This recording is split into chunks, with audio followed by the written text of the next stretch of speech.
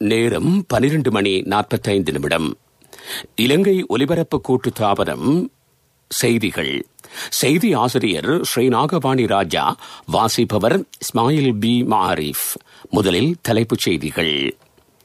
சுற்றுலா பயணிகளுக்காக நாடு திறக்கப்பட்டமை தொடர்பில் நாட்டு மக்கள் அச்சம் கொள்ள தேவையில்லை என்று அரசாங்கம் அறிவிப்பு. அடுத்த ஆண்டில் ஸ்ரீலங்கா சுதந்திர கட்சிக்கு முழுமையான மறுசீரமைப்பு. கடந்த 9 தினங்களில் வாகன விபத்துக்களால் 39 பேர் உயிரிழப்பு. மேல் மாகாணத்திலிருந்து வெளியேறுபவர்களுக்கு 11 இடங்களில் ஆன்டிஜென் பரிசோதனை. சிவனொளிபாத மலை யாத்திரை இன்று ஆரம்பம். பிரிட்டனில் கொரோனா தொற்று உறுதியானோர் எண்ணிக்கை முதல் முறையாக நாளொன்றில் 40,000க்கும் மேல் பதிவு. ஆஸ்திரேலிய அணியுடனான 2வது டெஸ்ட் போட்டியில் இந்திய அணிக்கு வெற்றி. வெளிநாட்டு சுற்றுலா பயணிகளுக்காக நாட்டை திறப்பது தொடர்பில் பொதுமக்கள் எந்த விதத்திலும் அச்சமடைய தேவையில்லை என்று அமைச்சர் பிரசன்ன ரணதுங்க தெரிவித்துள்ளார். சுற்றுலா பயணிகள் பூரண சுகாதார வழிமுறைகளுக்கு அமையவே நாட்டுக்கு அழைத்து வரப்படுவதாகவும் அவர் குறிப்பிட்டார். மத்தள பிரதேச விமான நிலைய வளாகத்தில் நேற்று இடம்பெற்ற ஊடகவியலாளர் சந்திப்பில் அமைச்சர் இதனை தெரிவித்தார். 30 லட்சத்துக்கும் அதிகமானோர் நேரடியாகவும் மறைமுகமாகவும் சுற்றுலா தொழில்துறையை நம்பி தமது வாழ்வாதாரத்தை மேற்கொள்வதாகவும் அமைச்சர் பிரசன்ன ரணதுங்க தெரிவித்தார். அடுத்த வருடம் ஸ்ரீலங்கா சுதந்திர கட்சி முழுமையாக மறுசீரமைக்கப்படும் என்று ராஜாங்க அமைச்சர் துமிந்த திசாநாயக்க தெரிவித்துள்ளார். கட்சியுடன் தொடர்புடைய அமைப்பாளர் பதவிகளும் மறுசீரமைக்கப்பட உள்ளன. கட்சியின் எதிர்கால நடவடிக்கைகள் தொடர்பில் தேசிய வானொலிக்கு கருத்து தெரிவித்த ராஜாங்க அமைச்சர் இதனை குறிப்பிட்டார். கடந்த 20ஆம் திகதியிலிருந்து இன்று காலை 6 மணி வரையான காலப்பகுதிக்குள் இடம்பெற்ற வாகன விபத்துக்களில் 39 பேர் உயிரிழந்திருப்பதாக போலீஸ் ஊடக பேச்சாளர் பிரதி போலீஸ் மா அதிபர் அஜித் ரோஹன தெரிவித்தார். இந்த காலப்பகுதியில் 527 வாகன விபத்துக்கள் இடம்பெற்றுள்ளன. இந்த விபத்துக்களினால் 122 பேர் கடும் காயங்களுக்குள்ளாகியுள்ளனர். 238 பேர் சிறு காயங்களுக்குள்ளாகியுள்ளனர். உயிரிழப்புகள் இல்லாத 130 வாகன விபத்துக்கள் இந்த காலப்பகுதியில் இடம்பெற்றிருப்பதாகவும் போலீஸ் ஊடக பேச்சாளர் பிரதி போலீஸ் மா அதிபர் அஜித் ரோஹன தெரிவித்தார். இதேவேளை மேல் மாகாணத்திலிருந்து வெளியேறும் நபர்களை அடையாளம் காண்பதற்காக வெளியேறும் இடங்களில் எழுமாறாக மேற்கொள்ளப்படும் ஆன்டிஜென் பரிசோதனைகளில் 61 கொரோனா தொற்றாளர்கள் அடையாளம் காணப்பட்டுள்ளார்கள். கடந்த டிசம்பர் 18ஆம் தேதி முதல் மேல் மாகாணத்தை விட்டு வெளியேறும் நபர்கள் மீது மேற்கொள்ளப்பட்ட ஆன்டிஜென் பரிசோதனைகளின் எண்ணிக்கை 10,000ஐயும் கடந்துள்ளது. இந்த நடவடிக்கை அடுத்த மாதம் 5ஆம் தேதி வரை மேற்கொள்ளப்படும் என்றும் போலீஸ் பேச்சாளர் குறிப்பிட்டார். 2021ஆம் ஆண்டுக்கான சிவனொளிபாத மலை யாத்திரைக்கான பருவகாலம் பூரணை தினமான இன்று ஆரம்பமாகியது. இரத்தினபுரி, பெல்மதுளை, கல்பொத்த ரஜமகா விகாரையிலிருந்து புனித விக்கிரகங்கள் நல்ல தண்ணி பாதை வழியாக நேற்று நள்ளிரவு மலையுச்சிக்கு எடுத்துச் செல்லப்பட்டது. இந்த முறை 4 வீதிகளினூடாக ஊர்வலம் பயணித்தது. சிவனொளிபாதமலை பருவகால யாத்திரையில் பங்கேற்கும் பக்தர்களுள் ஒரே தடவையில் 200 பேருக்கு மாத்திரமே அனுமதி வழங்கப்படும் எனவும் குறிப்பிடப்பட்டுள்ளது. எவ்வாறாயினும் யாத்திரையில் பங்கேற்கும் அடியார்கள் தமது பிரதேச செயலகங்களில் பதிவு செய்வதுடன் தனிமைப்படுத்தலுக்கு உட்படுத்தப்படவில்லை என்பதனை பொது சுகாதார பரிசோதகர்களினால் உறுதிப்படுத்தப்பட்ட அனுமதி பத்திரம் ஒன்றை தம் வசம் வைத்திருக்க வேண்டும் எனவும் அறிவுறுத்தப்பட்டுள்ளார்கள். நீங்கள் கேட்டுக்கொண்டிருப்பது இலங்கை ஒலிபரப்பு கூட்டு தாபனத்தின் செய்திகள்.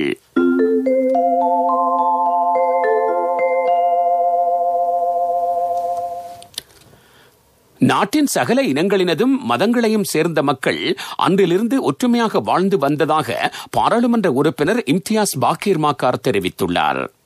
1000 ஆண்டுகளாக இந்த நாட்டு வரலாற்றில் ஒற்றுமை மற்றும் இன நல்லிணக்கம் காணப்பட்டதாகவும் அவர் கூறினார். எனினும் நில ஆக்கிரமிப்புகளின் பின்னர் அந்த மக்களிடையே பிரிவினை ஏற்பட்டதாகவும் பாராளுமன்ற உறுப்பினர் இம்தியாஸ் பாக்கிர் மாக்கார் சுட்டிக்காட்டினார்.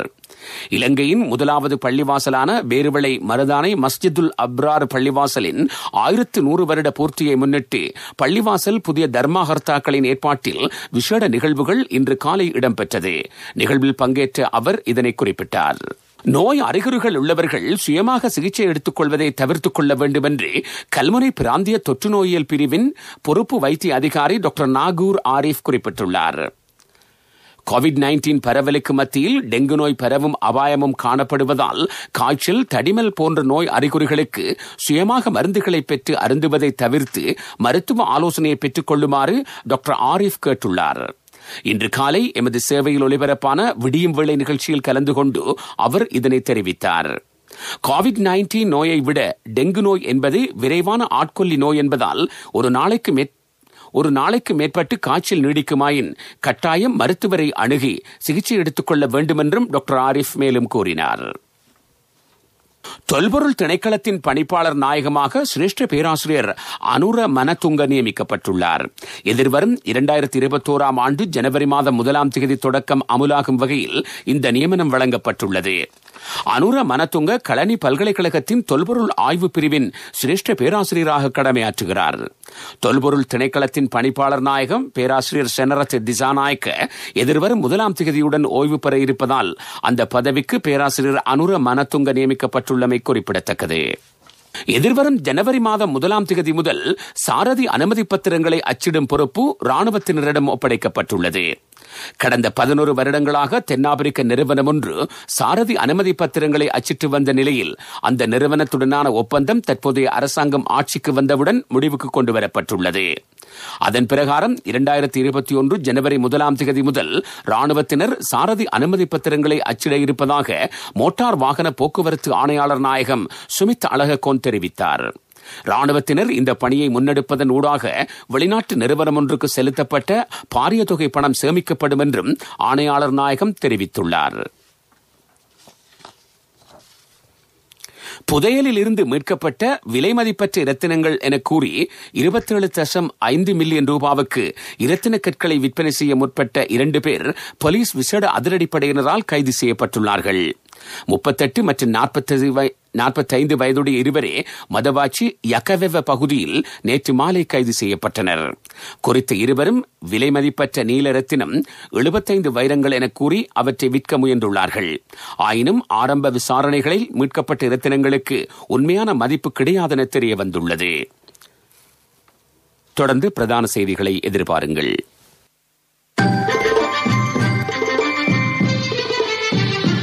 பிரதான செய்தி வழங்குவோர் ஒவ்வொரு வீட்டிலும் இருக்க வேண்டிய வீட்டு வைத்தியர் சித்தாலேப.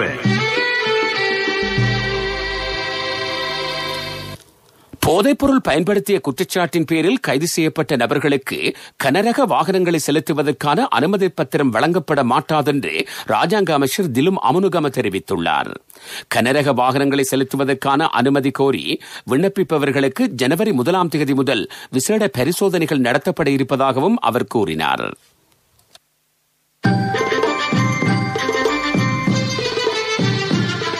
பிரதான செய்தி வழங்கியோர் ஒவ்வொரு வீட்டிலும் இருக்க வேண்டிய வீட்டு வைத்தியர் சித்தாலேப.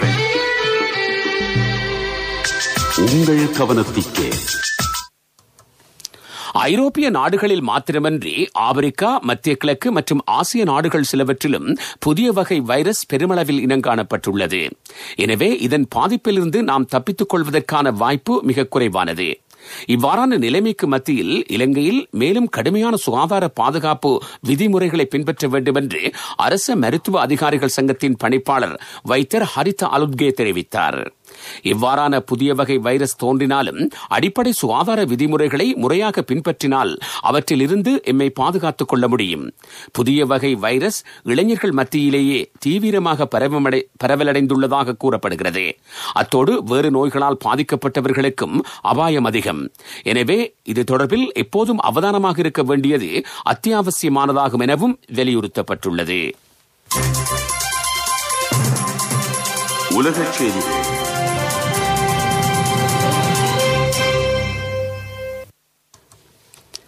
பிரிட்டனில் புதிதாக கொரோனா தொற்று உறுதியானோர் எண்ணிக்கை முதல் முறையாக 40,000க்கு மேல் பதிவாகியிருக்கிறது.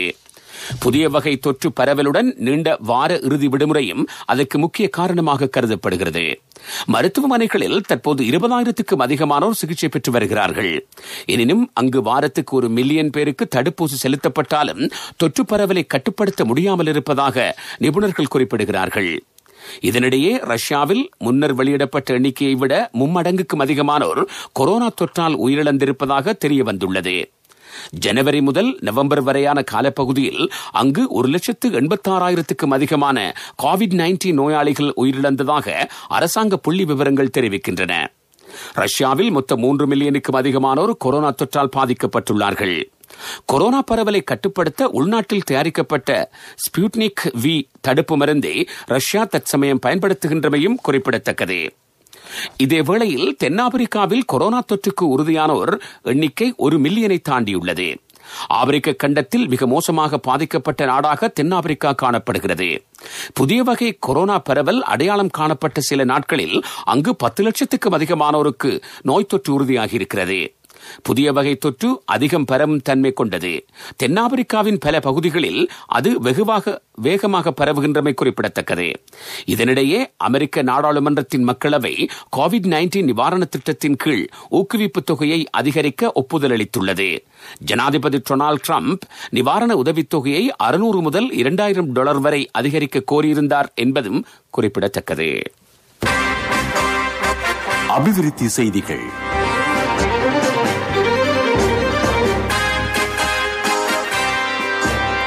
ஜனாதிபதி கோட்டாபய ராஜபக்சவின் சுபிட்சத்தின் நோக்கு கொள்கை திட்டத்தில் மக்களுக்கு அளிக்கப்பட்ட வாக்குறுதியின்படி 1,00,000 கிலோமீட்டர் வீதி அபிவிருத்தி இலக்கு எதிர்வரும் 4 ஆண்டுகளில் எட்டப்படும் என தெரிவிக்கப்பட்டுள்ளது. ராஜாங்க அமைச்சர் நிமல் லான்சா இதனை தெரிவித்துள்ளார். 12,000 கிலோமீட்டர் வீதிக்கான அபிவிருத்தி பணிகள் தற்சமயம் ஆரம்பிக்கப்பட்டுள்ளதாகவும் அவர் குறிப்பிட்டார். விளையாட்டுச் செய்திகள். சுற்றுலா இந்திய அணிக்கும் ஆஸ்திரேலிய அணிக்கும் இடையிலான 2வது டெஸ்ட் கிரிக்கெட் போட்டியில் இந்திய அணி 8 விக்கெட்டுகளால் வெற்றி பெற்றுள்ளது. மெல்பர்னில் இடம்பெற்ற இந்த போட்டியில் ஆஸ்திரேலிய அணி தமது முதல் இன்னிங்ஸுக்காக 195 ஓட்டங்களையும் 2வது இன்னிங்ஸுக்காக 200 ஓட்டங்களையும் பெற்றது. இந்திய அணி தமது முதலாவது இன்னிங்ஸில் 326 ஓட்டங்களை பெற்றது. இந்த நிலையில் போட்டியில் வெற்றி பெற 70 ஓட்டங்கள் தேவைப்பட்ட நிலையில் இந்திய அணி தமது 2வது இன்னிங்ஸுக்காக 2 விக்கெட்டுகளை இழந்து வெற்றி இலக்கை அடைந்தது.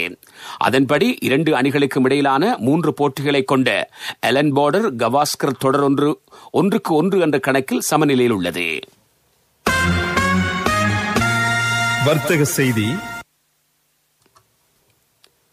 லங்கா போஸ்பேட் நிறுவனம் ஜனவரி மாதத்திலிருந்து இதுவரையான காலப்பகுதியில் 49,000 மெட்ரிக் டன் உரத்தை உற்பத்தி செய்திருப்பதாக நிறுவனத்தின் பொறியியலாளர் அனில் ரணசிங்க தெரிவித்தார். இதனை கடந்த வருடத்துடன் ஒப்பிடும்போது 1000 டன் அதிகம் எனவும் அவர் குறிப்பிட்டார். இந்த முறை உர விநியோகம் 1,500 டன்னாக உயர்வடைந்திருப்பதாகவும் அவர் கூறியுள்ளார். பொருளாதார செய்திகள். அனுசரணை.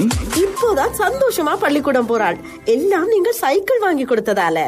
LOLC கிரெடிட் கார்டு இருந்ததால நினைச்ச உடனே வாங்கி கொடுக்க கூடியதா இருந்துச்சு. LOLC ஃபைனான்ஸ் கடன் அட்டை உங்களை மேலும் உயர்த்திட. யாழ்ப்பாணம் நெடுந்தீவு வெட்டக்களி குளத்தில் 11,50,000 இறால் குஞ்சுகள் விடப்பட்டிருக்கின்றன. இதற்காக சுமார் 4,60,000 ரூபாய் செலவிடப்பட்டிருப்பதாகவும் கடற்றொழில் அமைச்சு தெரிவித்துள்ளது. இதன் மூலம் சுமார் 15,000 கிலோகிராம் இறால்களை அறுவடை செய்ய முடியும். 1,50,00,000 ரூபாய் வருமானமாகவும் பெற முடியும். நன்னீர் இறால் வளர்ப்பை ஊக்குவிப்பது திட்டத்தின் நோக்கம். அமைச்சர் டக்ளஸ் தேவானந்தாவின் ஆலோசனைக்கு அமைவாக தேசிய நீர்வாழ் உயிரின வளர்ப்பு அபிவிருத்தி அதிகார சபை திட்டத்தை அமுல்படுத்துகிறது. வெட்டக்களி குளத்தினை வாழ்வாதாரமாக கொண்ட 50க்கும் அதிகமான குடும்பங்கள் நன்மையடைய உள்ளன. அண்ணா 31க்கு நீங்க மகளுக்கு தங்கம் வாங்குவீங்கன்னு நான் எதிர்பார்க்க இல்ல. எந்த தங்கத்துக்கு தங்கம் கொடுக்க முடிஞ்சது எந்த LOLC கிரெடிட் கார்டு இருந்ததால. LOLC ஃபைனான்ஸ் கடன் அட்டை உங்களை மேலும் உயர்த்திட.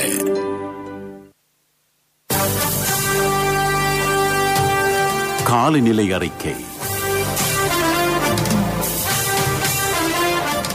வடக்கு, கிழக்கு, வடமத்திய, வடமேல் மற்றும் ஊவா மாகாணங்களிலும் மாத்தளை மற்றும் கண்டி மாவட்டங்களிலும் இடைக்கிடையே மழை பெய்யும் என எதிர்பார்க்கப்படுகிறது. சபரகமுவ மற்றும் மேல் மாகாணங்களிலும் நுவரெலியா, காலி மற்றும் மாத்தறை மாவட்டங்களிலும் சில பகுதிகளில் பிற்பகல் 1 மணிக்கு பின்னர் மழையோ அல்லது இடியுடன் கூடிய மழையோ பெய்யக்கூடிய சாத்தியம் காணப்படுகிறது. அந்த பிரதேசங்களில் சில இடங்களில் 75 மில்லிமீட்டர் அளவான ஓரளவு பலத்த மழை வீழ்ச்சி எதிர்பார்க்கப்படுவதாக வளிமண்டலவியல் திணைக்களம் விடுத்துள்ள வானிலை அறிக்கையில் தெரிவிக்கப்பட்டுள்ளது. காலநிலை பற்றிய அறிக்கை கேட்டீர்கள். இனி மீண்டும் தலைப்புச் செய்திகள். காலநிலை அறிக்கை. சுற்றுலா பயணிகளுக்காக நாடு திறக்கப்பட்டமை தொடர்பில் நாட்டு மக்கள் அச்சம் கொள்ள தேவையில்லை என்று அரசாங்கம் அறிவித்துள்ளது. ஸ்ரீலங்கா சுதந்திர கட்சி அடுத்த ஆண்டு முழுமையாக மறுசீரமைக்கப்பட உள்ளது. கடந்த 9 தினங்களில் வாகன விபத்துக்களால் 39 பேர் உயிரிழந்துள்ளார்கள். மேல் மாகாணத்திலிருந்து வெளியேறுவோருக்கு 11 இடங்களில் ஆன்டிஜென் பரிசோதனை. சிவனொளிபாத மலை யாத்திரை இன்று ஆரம்பமானது. பிரிட்டனில் கொரோனா தொற்று உறுதியானோர் எண்ணிக்கை முதல் முறையாக நாளொன்றில் 40,000க்கு மேல் பதிவாகியுள்ளது. ஆஸ்திரேலிய அணியுடனான 2வது டெஸ்ட் போட்டியில் இந்திய அணி வெற்றி பெற்றுள்ளது.